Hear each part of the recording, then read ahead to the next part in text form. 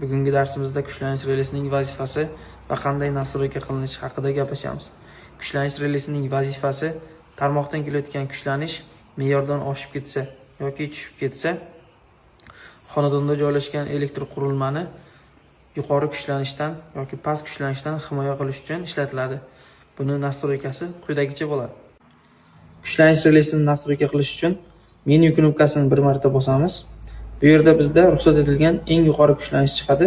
Buni biz 250 voltga ko'tarib qo'yamiz.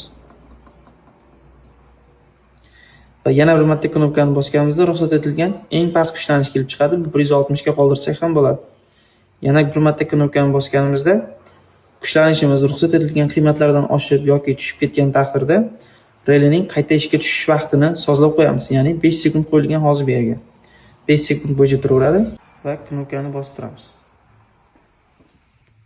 Bo'ldi. Mana bizda saqlanish bo'ldi. Ya'ni eng yuqori kuchlanish 250 volt, eng past kuchlanish 160 volt va qayta ishga tushish vaqti 5 sekundga qo'yildi. E'tiborlaringiz uchun rahmat.